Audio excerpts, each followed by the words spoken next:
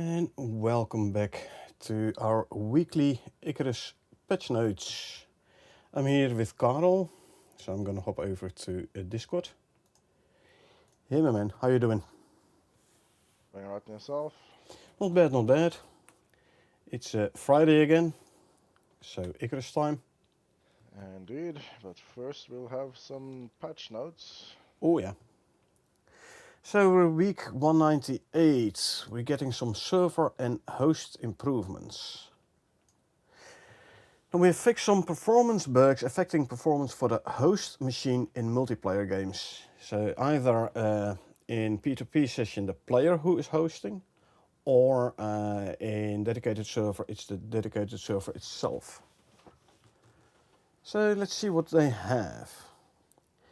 This week's update includes several server-side improvements aimed at boosting performance for hosts and dedicated server operators. Now, if you're running games for friends or managing a server, you should see noticeable gains in stability and responsiveness. This is good. Indeed. We've also fixed a number of issues relating to crafting drinks, which were inadvertently introduced last week. These these issues have now been corrected. Like for example, you were not able to craft coffee and tea in the stove. You were able to craft it in the lower tier variants. Fireplace, fire pit, campfire, that sort of things, but not in the higher tier benches. That has now been fixed. Now, our sister product Stationeers also had a huge milestone this week with the release of the biggest update ever. Stationeers is a more complex, harsher game when it comes to space survival. If you haven't checked it out before, now's a good time to go. And to wrap things up, we are sharing a sneak peek at the next week's Icarus update, featuring a fresh set of international flag-themed items, which we were kind of talking about last week already. So let's check out below.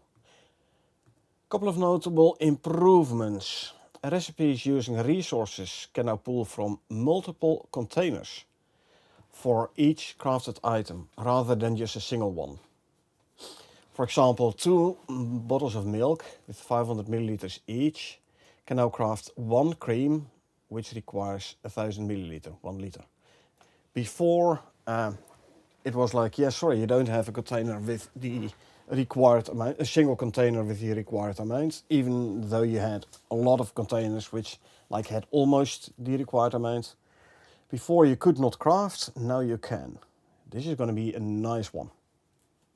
It makes it so that you basically don't have to finesse it through it, and realistically it makes sense. Obviously, Yeah. it would have been able one of the solutions would have been to be able to transfer liquids from one container to another. I mean, it's pretty much the same thing in some sense. However, universally, that would perhaps be easier because, filling up or moving fuel between biofuel cans or whatever have you can And then more spilling likely be half of spent. it on the floor and everything. Might be a talent to reduce that, but like I said, but it sounds good. Makes sense. Yeah. Fix an issue where drinks like tea and coffee could not be crafted on some benches unless water containers were placed inside the bench's inventory. So, not sure about the drinks, but I've seen it with other items. Even though the stove is connected to the water network, it still moved your canteen to the stove for crafting some items. You could then take the canteen back out and it would use the water from the water connection. But it did place your canteen in the bench initially. So Is it this is now fixed. good? Good. Fix an issue in the campfire where having tea leaves, coffee leaves and water in the inventory of the campfire would cause an infinite crafting loop to occur. Craft coffee, then use the coffee to craft tea, then use the tea to craft coffee. Yeah, you don't want that happening. It's gonna waste your coffee beans and your tea leaves. So I'm glad they fixed that. Fix an issue where the player's inventory could be shown over the top of scope overlay. never actually encountered this issue myself. And added a fix for an issue where starting a new prospect with the same name as one that had been previously deleted could cause the wrong map to be loaded when using the resume button from the main menu. So basically mixing up the two prospects. Glad they fixed that, because it's going to be annoying. I mean, it's easy to avoid by not creating a prospect with the same name that you have used before. But if it does happen, at least now they fixed this issue of the map mix-up. Alright. This week we have some server and host improvements. So over the past few months we've been focusing on making a series of fixes and adjustments aimed at improving performance and stability, especially for the dedicated servers and hosts. These changes are designed to help the game run smoother and more reliably, ensuring a better experience for both hosts and for the dedicated servers. For example, we've reduced how often mounts, buildings, deployables and splines send update over the network, which helps lower the bandwidth and improve overall performance. The splines and building grids will now unload for clients when they are far away, saving server resources.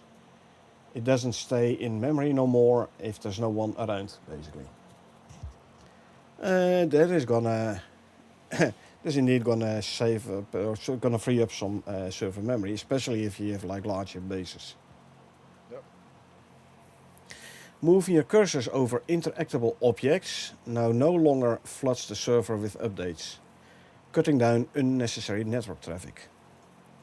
Also improves how the game tracks building and deployable positions by using new spatial structures, making location checks much faster. Uh-oh. And why is that an uh-oh? Sounds because they're messing around with the skeletal structures of buildings and stuff. So if something went wrong and a digit 1 became a 0 or a negative passes through and something doesn't load and the entire base just goes kapoof. Funny you're That won't be saying fun. this. There was an issue caused by this where a greenhouse buff did not get applied to crop plots anymore.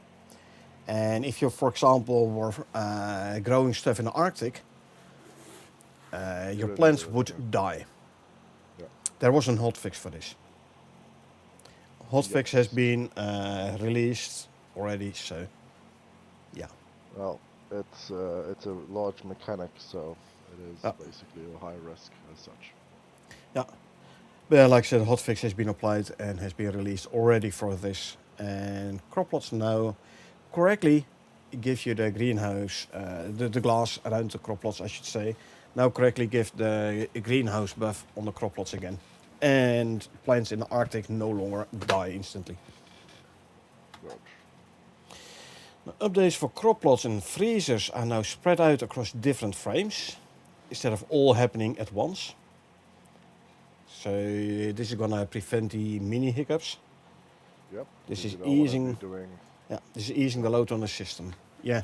It prevents the spikes. Yeah. High activity spikes by having everything scheduled at the same time is obviously a waste of. It's a very poor design. Yeah. Now, parts of the building update logic have been optimized for better performance, and unnecessary UI and effects processes that were running on dedicated servers have been removed. There is no UI on a dedicated server, so why run those processes, right? So that's a nice performance update for your dedicated servers. Mount and tame variables now update less frequently when no players are nearby. Again, if you're not around there, it doesn't need to do all the calculations for it. This is helping conserving processing power, obviously. Deployables perform fewer outdoor shelter checks when the frame rate drops. So it's not gonna force shelter checks when you are already at lower performance, it's going to be like, okay, let me quiet down a little bit, let me do some less shelter checks, because you're already experiencing FPS drops. This will keep your gameplay smoother during performance issues. Nice.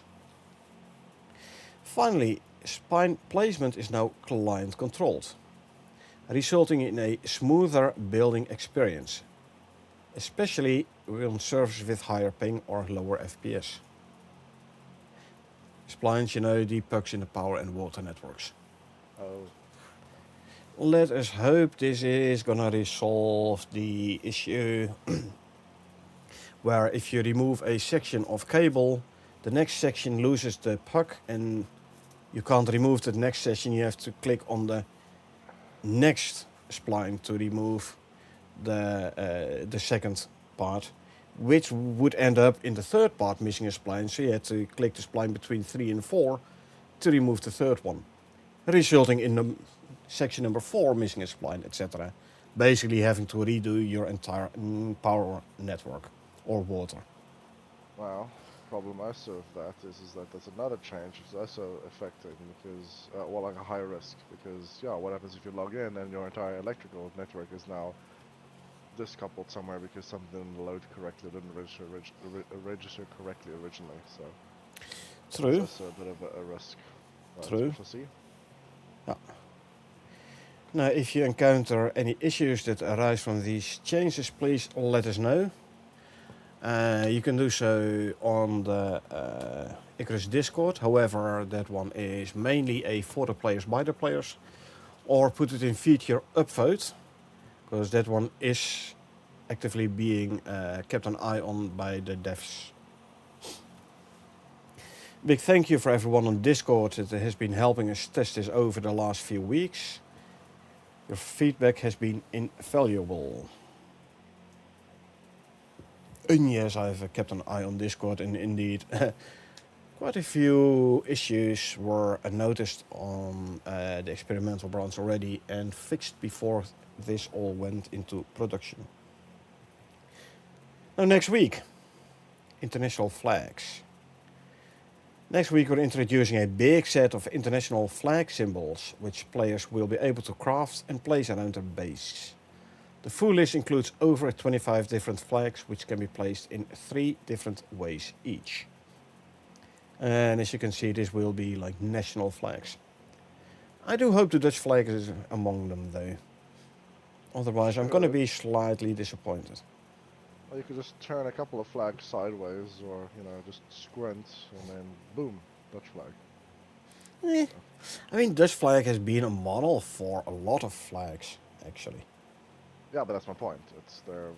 Some flags are not very different to another flag, so.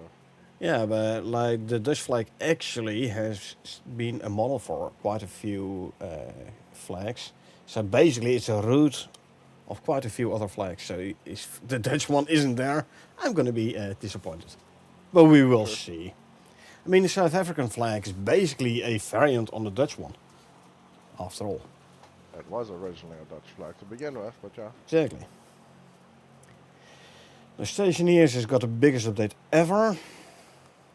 It's been a big week for the studio. Over on Stationeers, we've just released the biggest update ever, featuring a massive terrain refactor alongside a host of major updates and improvements. This is a huge milestone for the game, and we've gone into more detail about what's changed in the link below, which we will not do because this is Icarus PatchNotes and not Stationeers 1. But hey, feel free to check it out. Now, if you own both Stationeers and Icarus, you gain access to some exclusive content. The Stationeers bobblehead in Icarus, which, by the way, is in one of the mission bases. I think we have one in our base in Prometheus. I think so, yeah. And in Stationeers, you can get an Icarus suit. Joke mode on.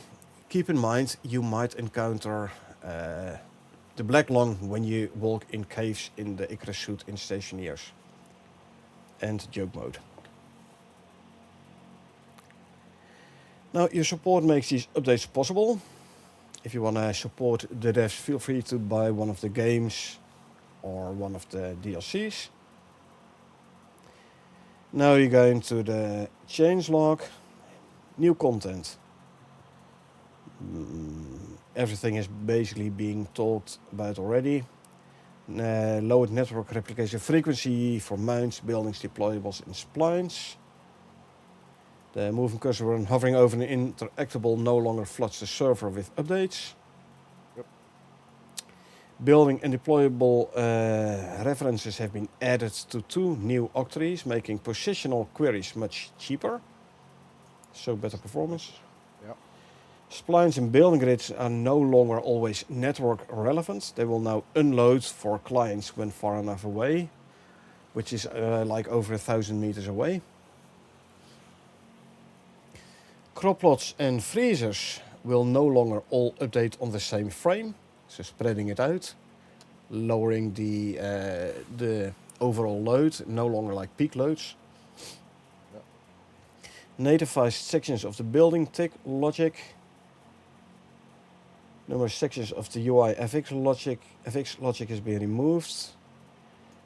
Sections that were being needlessly run on dedicated server. So especially for dedicated server, this one might, should improve performance. Reduce the number of outdoor shelter traces. The deployables perform when the frame rate is low.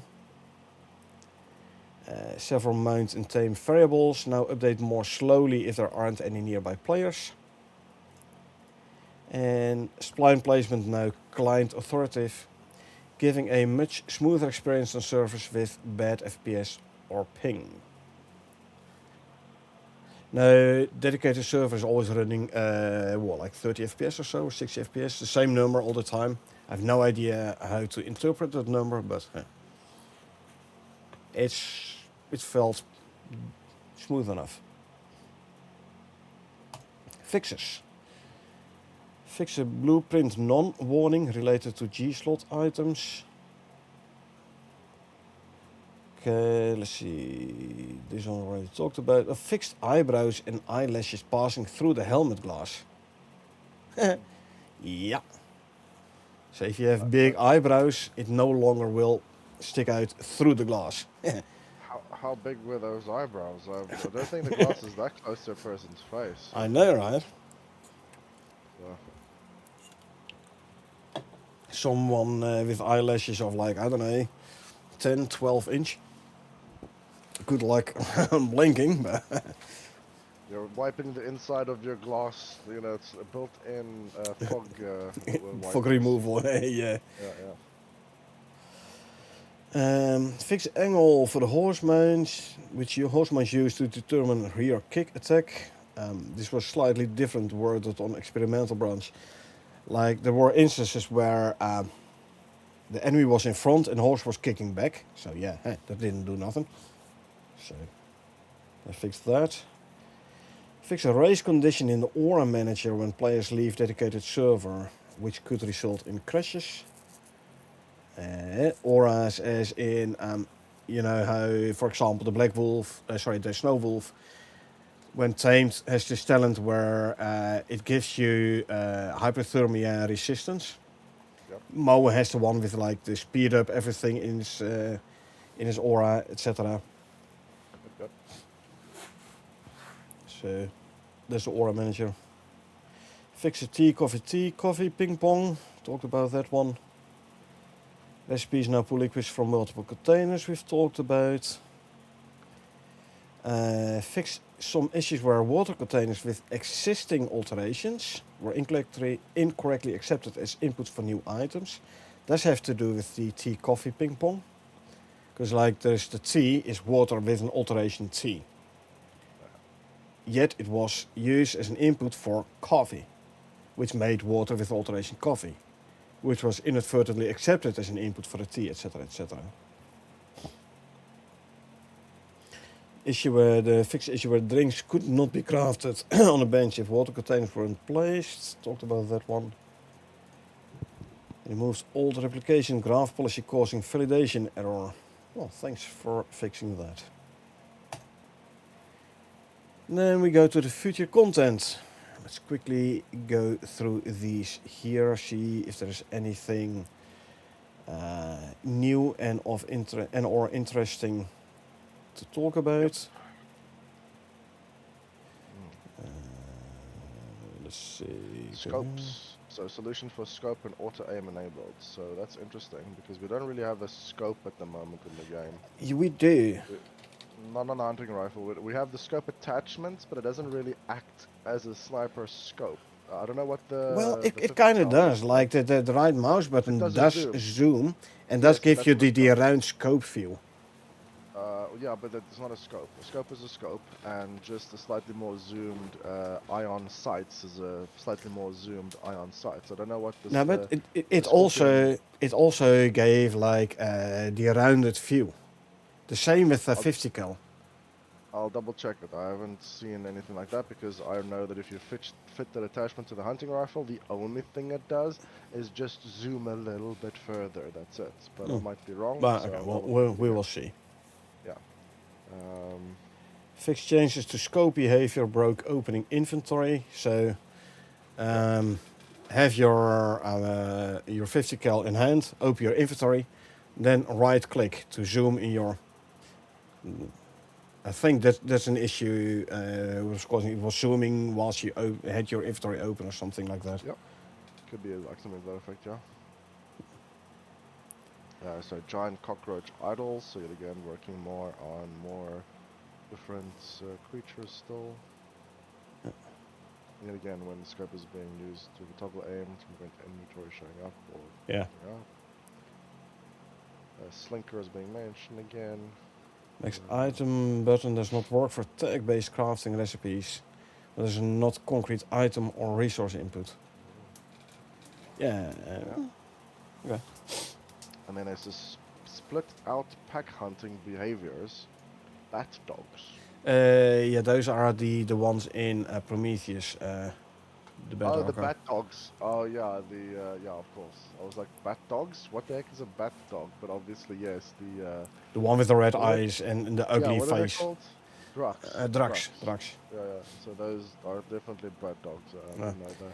So if you read the description there in the bestiary, it's like a dog with like bad Features, yeah. features. It has a bat face. It has a bat face, definitely. It was like a vampiric kind of look. Hence the Regardless. Drac for Dracula, you know. So. I didn't know. I didn't make that association, to be honest. But no, Okay. no, it makes sense. Prevent creatures from spawning inside Eden on Elysium. So Elysium Eden is going to be a safe location. Interesting, yeah. Breakable permafrost. Yeah, I saw that as well. I was like, it sounds like that there could perhaps be some sort of cinematic event that takes place as Well, like, there was something more about the breakable permafrost. Don't know if. Let me actually have a look. Yeah, remove rock and ice rewards from permafrost breakables. Should fix issue with chunks breaking off and colliding with each other. Looks like you can do some terraforming-ish. Like you hit the permafrost with your pickaxe, you actually dig in. Which was previously giving you rock and ice rewards. interesting. But they removed it because then the permafrost breakables did not immediately despawn because you had to be able to get the rewards out of them, and then the break off and the collide, and then they explode into space and stuff like that. Yeah. And there's an orca vestige. It seems like they're playing around with its stuff basically. So Yeah. trophy data, bones, carcass sizes, and some future proofing. Added Arctic like that. suffix to row names. Ooh. So you're gonna have orcas in different biomes, looking differently, so giving you different trophies as well. Probably similar to the Or at for least example, they future-proof to to get that functionality. Makes sense. And then there is some BP stuff related to reactors again. Add And 33 new attachments across all categories. Yes, that one is basically a big one because obviously that means, and it does make sense because yeah, on the whole new expansion, they have radiation and all those types of things. So Yeah, but also a lot like of those, felling damage. yeah, Correct excision to be felling damage for clarity. But yeah, also a nutrition attachment properly yeah, classed as a tier 1 attachment. So character crafted. yeah. I could have recalled that there was some sort of nutrition attachment already, but like I said, that could maybe be the stomach one where it's called nutrition or some nutrition is in the Yeah, but in the title name. But like yes, that this is should be then for the cloth armor. Cloth armor is character crafted. That's on the only tier 1 armor, I think. The rest you need to craft on a textiles bench. the so. Cloth armor you can craft in your own inventory. So would that allow you to put a nutrition attachment on your cloth armor? I mean, you are at tier 2 within, what, 15 minutes? But okay, True. sure. And then obviously got Let's see. Nuclear centrifuge. yeah, and then I fixed collisions on the temporary geo thingies in the Eden base. Most area of the Eden base. For real this time. Yep. Yeah, Laser trip wire. yeah. Deployable. If Ooh. MRs or something like that would be pretty interesting. I mean, yet again, they've currently got like mines, so it's not that far of a stretch to go towards Yeah. like laser trip mines. But Scaffolding. that's interesting. Scaffolding would actually make sense, but it Hmm. doesn't take a long time to build stuff because you just slap it up. But that's an interesting one. True. But And they're hooking up new meshes for the oil pipes to the spline system. yeah, we So talked yeah, about it like that. last week, Yeah. I believe already. They add like raw oil, the handled oil, Ah, and yeah. biofuel networks. And they're updating the organic extractor to run off of any organic matter. So it will function in a similar way as the T4 food trough. And So create biofuel. yes, exactly. It's an organic extractor, so it creates biofuel from just anything you chuck into it, which would be very nice because currently it's a big pain to get the fiber and then get this tree sap and then chuck it in there. I True. mean, obviously you could chuck a couple of things in there, but if you could just be like, yeah, just But give me a it bunch all of uses strawberries. tree sap. So if this organic extractor does not need tree sap, that is definitely gonna be way more convenient Yeah. and easy. Yeah. So So they're adding the ability to fill in empty jerry cans into the extractor, which is also nice. Like I said, to be able to like just transfer, like if you have like a whole bunch of small little empty cans, like we have at our base currently, and it's like, yeah, it'll take some time to fill up the rest, but maybe if I could just quickly dump the really slightly filled ones that, the drops well, inside of it. you can already do it. There is the portable biofuel tank in tier 3 and the 50 liter and the 150 liter in tier 4, where you Yeah. can empty all your partially filled biofuel cans in and like refill your biofuel cans fully from the big one. Makes sense.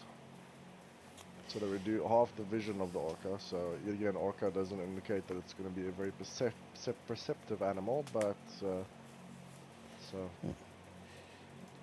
Decrease peripheral range, decrease mass and attack radius to better suit size. yeah, And here I was thinking it's gonna be like a big ass tank or something.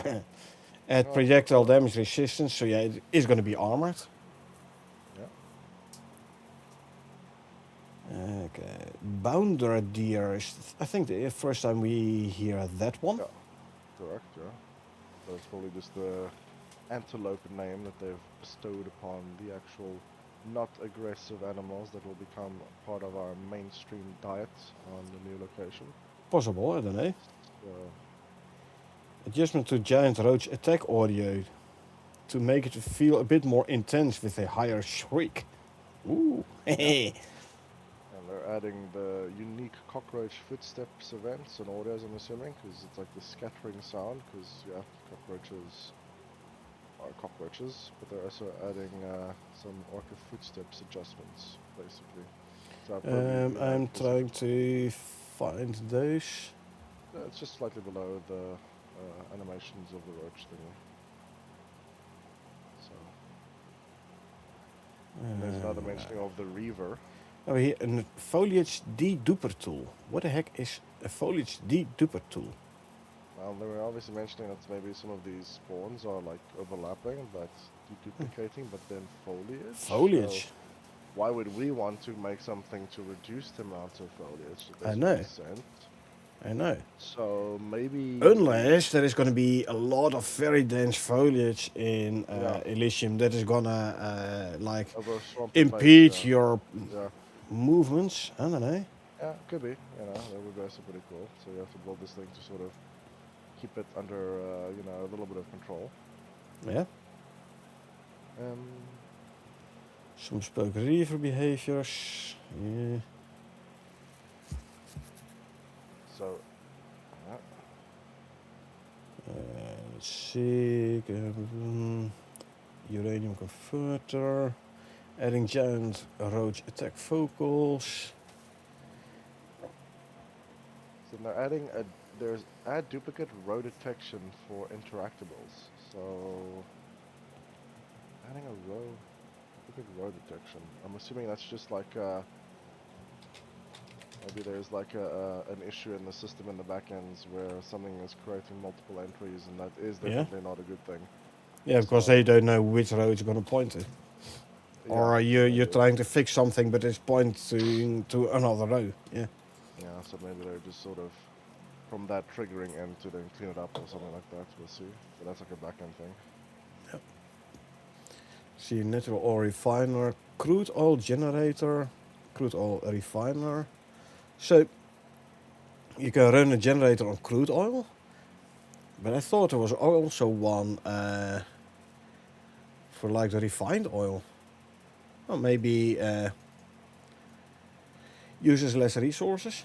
I don't know. Could be. Maybe it lasts longer, yeah. Also, you can Yeah. actually, like a container of crude oil is going to last much longer. So, Slinker will now prioritize hunting over the standard attack behavior if the health is more than 75%. Will now find a hunt location closer to the player. Relocate hunt location if it's hurt by anything or if it's seen by target player. Okay, so it is by default not aggressive.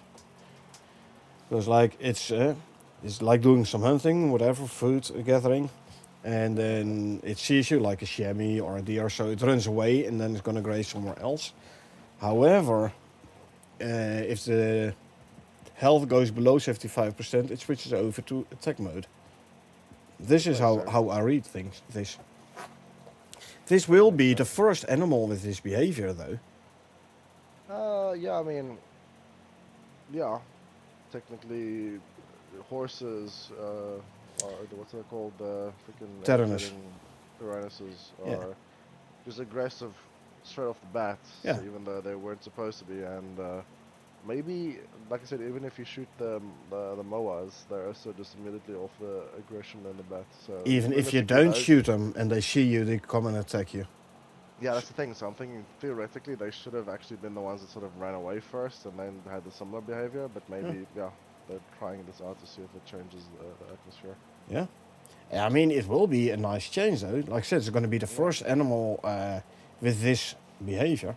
So if you don't hurt them, they run away from you. But if you start damaging them, they turn yeah, around and attack. I mean, the buffalo kinda does this, as in, if you don't hurt them, they don't do nothing back. But once you yeah, yeah. start hitting them, they will That's attack you. true. But this one is only when the health goes below 75%. So the first hit, if it isn't too hard, he's just gonna walk away. And if you hurt him too much, then he's gonna be like, okay, that's it. Now I'm gonna hit you back. Gonna be Yeah. interesting.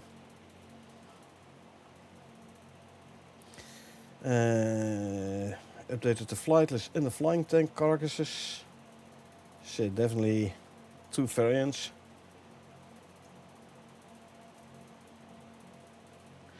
More giant roach clicks. Increase the dragonfly mesh scale from 0.1 to 0.2, so it's closer to reference. Just a related physics setup to suits dragonflies. I wonder how big they're going to be.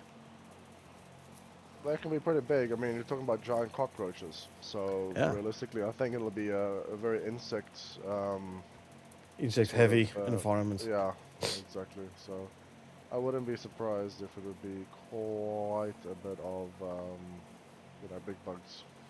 Yeah. I don't mind though. Gonna be Ah, it's okay. gonna be something nice. Something else, something nice. And all bark lines for the DH character. Dangerous Horizons characters.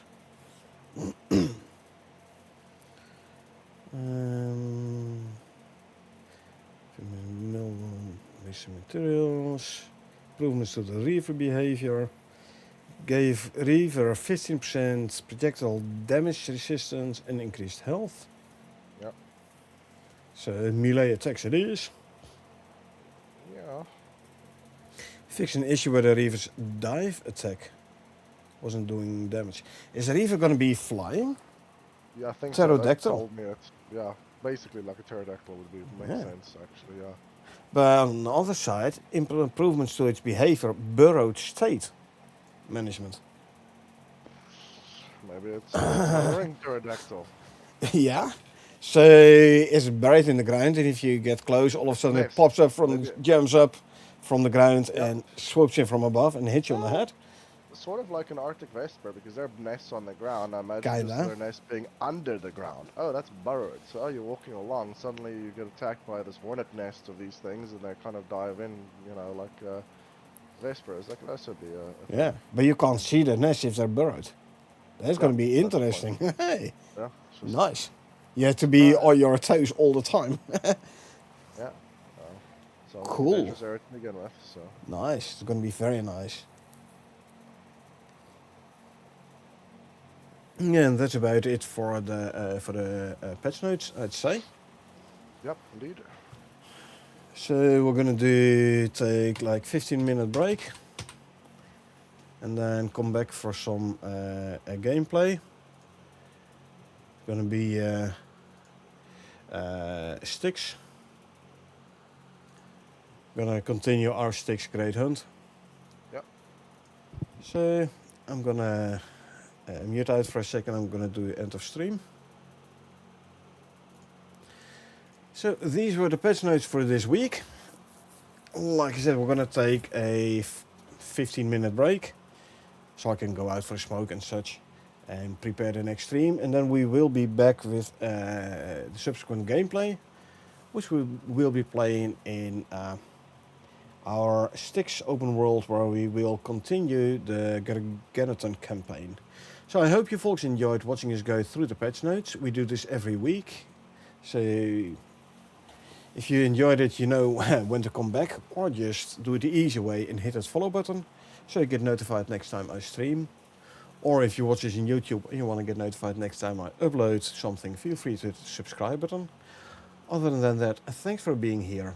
I really appreciate it. I hope you had a good time, and I hope I will see you folks around.